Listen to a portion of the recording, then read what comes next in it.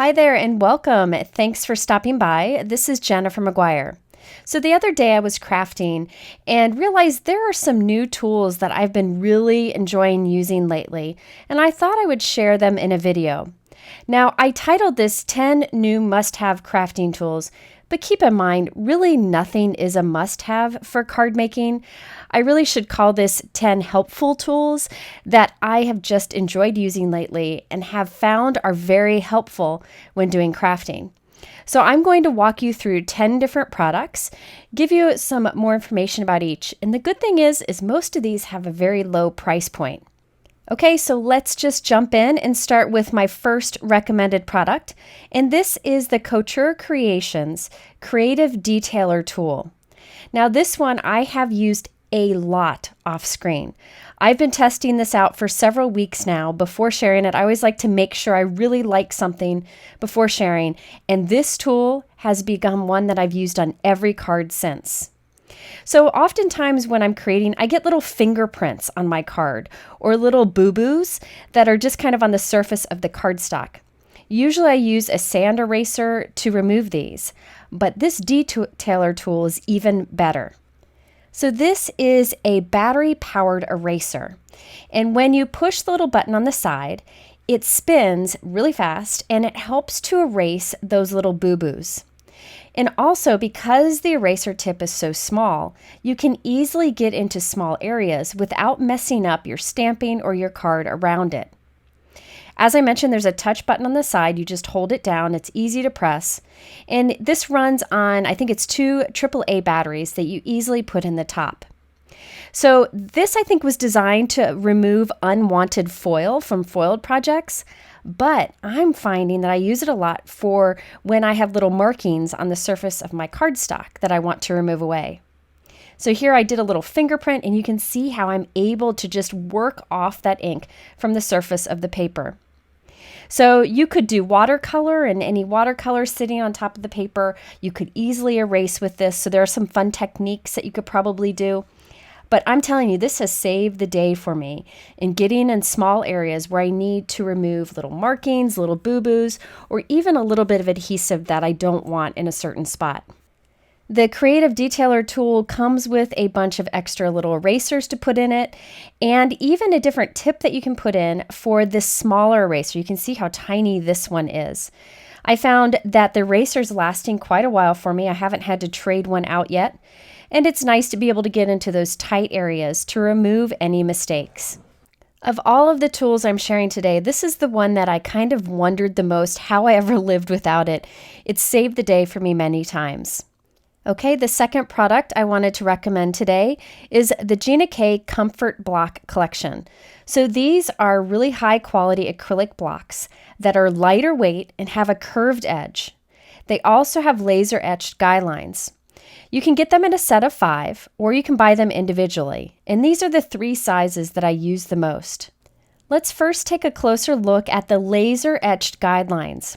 I like the guidelines on these because they're close together, so you can easily line up those thin sentiments to make sure they're perfectly straight, and so that you make sure that you stamp straight on your card. Then you can see from the side they have curved edges. So the edges are nice and smooth and they won't like push into your fingertips as you do your stamping. I tend to squeeze my blocks as I stamp, so this is a big deal for me. Now the 3 sizes I like the most are the 3" by 4", which I use for most of my stamps that you can see here. Then the smaller one is 1 1/4 by 3 1/2. That one is great when you're stamping small images because I can hold it by the side and easily stamp anywhere I want. It's also great for sentiments. And the third block size that I like is the 1 1/2 by 6" one. This one's great when you're trying to stamp a sentiment straight across a card. What I like to do is I line up my card with the grid lines on my work surface. I then put the stamp on my block, making sure it's straight with the grid lines on the block. Then when I go to stamp, I line up the grid lines on my block with the grid lines on my work surface, and then I can be sure that I'm stamping straight.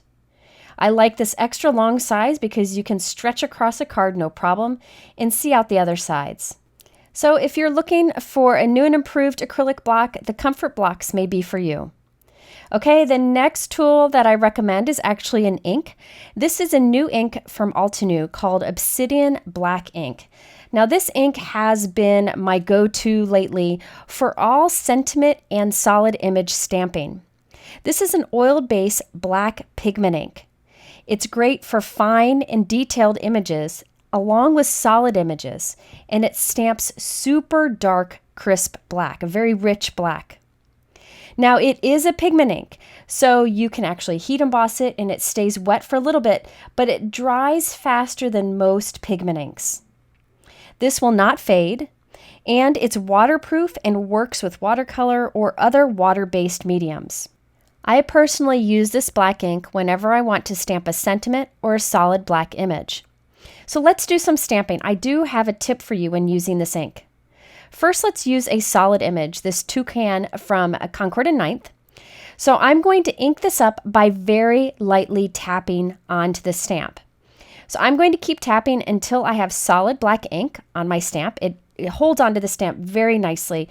So you'll transfer all of that ink and get a solid, crisp, rich black image. Watch this. It stamps beautifully.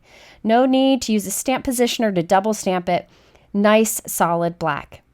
Another great thing about this ink is it cleans up nicely from your stamp. You could use a stamp cleaner, baby wipe, and then I use a dry cloth. And there you can see it cleaned up well.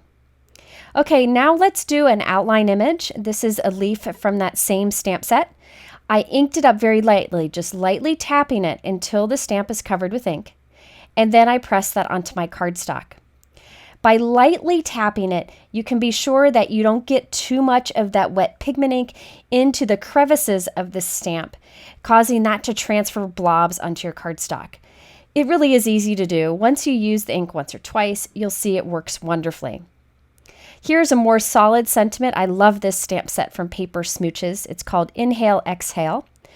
And this time I'm going to stamp the solid image and then heat emboss it. So I use my anti-static powder tool. I inked up lightly with the Altenew Obsidian Black ink. I've stamped that, and now I can add clear embossing powder. This will heat emboss beautifully, giving the look of black embossing powder without the mess. So you do have the option of heat embossing with this ink. It will be wet for a little bit and you can smudge it after you've stamped that ink. So you want to be sure to either heat set it or give it time to dry before you touch it if you don't plan to heat emboss. And there I stamped a very fine detailed sentiment, and it works great with this ink too.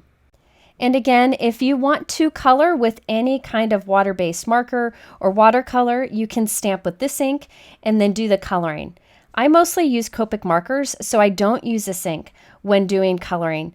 But if you do watercolor, this is a great option. Okay, let's move on to the third tool that I wanted to recommend to you today.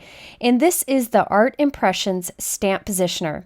Now, I think this one's been out for a while. However, I felt that I really wanted to include it in today's video because it's newer to me and I am crazy about it right now. If you didn't catch it, I did a video showing how to use this stamp positioner for stamp layering and more, and I'll link to that on the top right and in my description below. Let me just show you quickly how to use this. There are two pieces to it, that L-shaped piece, and then the clear guide rectangle piece that I put in the corner of the L shape. I then ink up my stamp, put the stamp in the corner of the L shape, and stamp down. I now have my image on the guide, and I can line this up wherever I want on my card. I can make sure it's straight, I can put it at an angle, make sure it's in the right position between stamped images, anything I want. Once I have it positioned correctly, I put the L shape back up to the corner, remove the guide, ink up the stamp, and stamp right into the corner of the L shape once again. Always be sure to leave that L shape there until you're sure you stamped it well. See, I didn't stamp best very well, so I'm going to ink it up again, put it right back in the corner of the guide or of the L shape, and then stamp again. So that way you can be sure you get a complete stamped image. Now this was originally supposed to be, I think, for mostly wood-mounted stamps. However, I thought I'd show you that it works wonderfully with clear stamps too. Especially with sentiments, you want to make sure you stamp them straight. And if you're like me, I always seem to get it crooked. So you can use the stamp positioner for this also, and you use it in the same way. Now, I will say there are many stamp positioners on the market. If you have one, you can definitely use what you have. The reason I like this one is it's small, it's that clear L-shaped piece. That bottom part of the L sticks out quite a bit, which helps me to make sure I'm stamping straight when I use it. And it's got a great price point. You can also use the stamp positioner when stamping cling stamps. I'm in love with this Tim Holtz Funny Farm stamp set. I've been wanting to use it for some time now, and Lila and I have a card making session scheduled tomorrow where we plan to use it. But here you can see that it's great for stamping with cling stamps too. You use the stamp positioner in the same way, no matter what type of stamp. But you can be sure that you always get a straight image in the exact spot you want by using it. Okay, my next recommended product is the Lawn Fawn ruler. Now, this is one for anyone who has trouble with measurements or doesn't want to think so hard when they're crafting, because this has the markings all the way down to a 1/16 of an inch. This is a zero centering 12-inch clear acrylic ruler that has laser edged numbers that won't wear off. There is a 6-inch version of this, but I like this 12-inch because along one edge, it goes from 0 to 12. And on the other edge, it's centering. So the 0 is at the center point, and it goes out from there, so 6 inches out from that center point. So say I want to find the center of this cardstock, you just use the 0 centering side of it, and make sure the readings are the same on both sides of the cardstock. Once they're the exact same, here it's 2/8 of an inch, you can mark the center point where it's 0. And that way you know that's the center of your cardstock piece. Now I also wanted to show you closely the markings. You can see every marking is marked here, all the way down to a 1/16 of an inch. Very detailed, so if you have trouble with measurements, this is really helpful. So say I want to find 2 5/8 of an inch. I just go there to the big 2 mark, then I look after that to find the 5/8, and there's my mark right there. So I've really found this ruler to be quite helpful, and I will be using it in a video very soon. Okay, my next recommendation are the Tim Holtz Haberdashery scissors. These look like the Tim Holtz scissors that I've used for many years, but they are quite different. These are the newer ones that were designed for the fabric market, so the blades are very sharp and great for fussy cutting even of paper.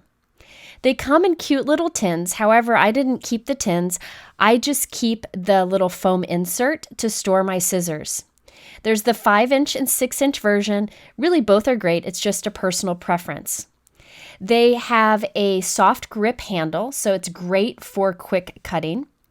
And they have highly durable titanium-coated blades. Now, if you look at this old pair, I have an old pair of Tim Holtz scissors here. Those are serrated on the edges. You can look at the new ones and see that those are not. Those have a nice smooth blade. The blades have a thicker steel profile also on these new ones. That means they cut closer together so fabrics or threads don't slip between the two blades, and it makes them great for fussy cutting. Now, my older Tim Holtz scissors, I still use those a lot, and I find myself reaching for those when I need to cut thicker things. But for just my paper and my strings, this is what I've been reaching for lately. Okay, next up, I have Lawn Fawn tape. For a while now, I've been looking for a new tape that was cost-effective but super strong and easy to use, and this fits the bill. So there are 2 widths available, an 1/8 of an inch and a 1/4 of an inch. And both rolls have 165 feet on them at a really good price point. Now, as I mentioned, this is very strong tape, so it's a very high tack, but it's easy to tear and it's easy to peel the liner paper off of it. I always tear this tape instead of cutting it, so that's really important to me. You will often hear in my videos that there's a technique that needs a very strong adhesive. This fits the bill. And there you can see how easy it was to tear and how easy it is to remove the release paper. Now, I reach for the 1/4 inch version most often. However, I think it is handy to have the 1/8 inch option on hand also, because sometimes you're creating an interactive card or something where you need a thin strip, and it's easy just to tear off a piece of this and use it. So if you're looking for a new double-sided tape or are running out, I recommend these from Lawn Fawn, and by the way, they're made in the US. And another good thing about it, I wanted to mention, the sides aren't that sticky, so things won't stick to the sides and it won't want to fall apart. Okay, so now I'm on to my next recommended product, and this is from Therm. This is narrow purple tape. I use this purple tape on every card I make. It's great for holding die cuts in place or taping things down or masking. Therm came out with purple tape a long time ago, and it was much wider. Now they have this 1/2 inch wide purple tape, and there's 15 yards on the roll. What's great is you can put this into a tape dispenser. So I'll link to the tape dispenser that I use, and you can easily tear off pieces for your project. After I've used the pieces, I just put them back onto the dispenser that you saw me do there. That way I can reuse the pieces several times. The reason I reach for this purple tape over other painter's tape and such is I find that the tack is just right for crafting. It's from a crafting company, so I've had the best luck with it. And by having it in a dispenser like this, I reach for it more often and use less. It's just very handy. I can quickly tear off a piece using one hand. Okay, my next recommendation is the Waffle Flower Water Media Mat. Now, if you watch my videos, I always work on a glass black work surface with the white grid. That's the Tim Holtz Media Mat, and I use that every day with crafting. However, if I'm doing any ink blending or anything with water, I like to use this water media mat. Now, this is a silicone mat that's non-stick, waterproof, and heat resistant, and it kind of suctions to your desk. The center area is 9 by 12, and it has all those little compartments over there where you can mix watercolors. Now, I don't do much watercolor. I'm not very good at it. This is why I like this media mat. I do a ton of ink blending, and I love to ink blend on this media mat. There are a few reasons.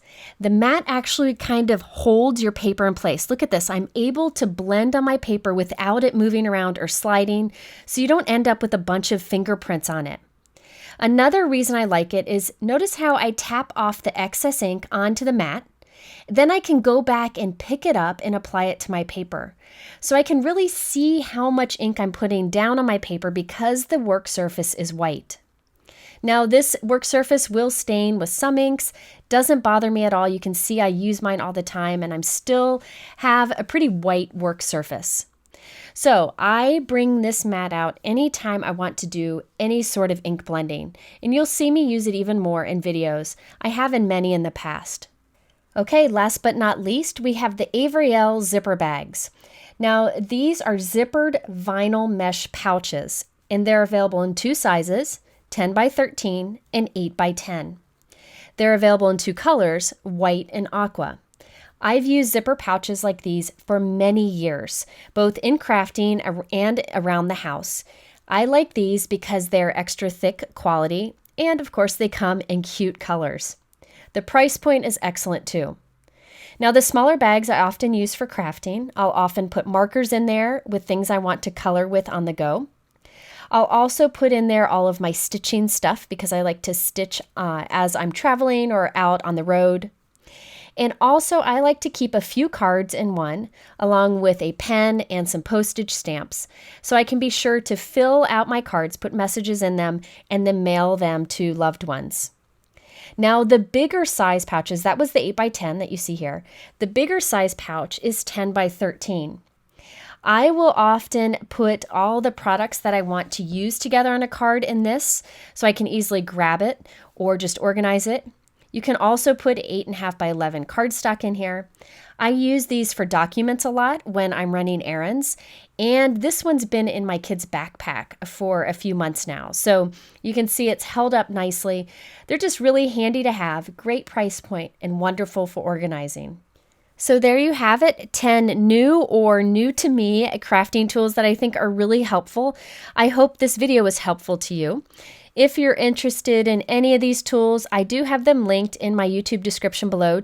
I also have more information on my blog, which is on the top right here, and a couple more tool videos here in the middle if you're interested.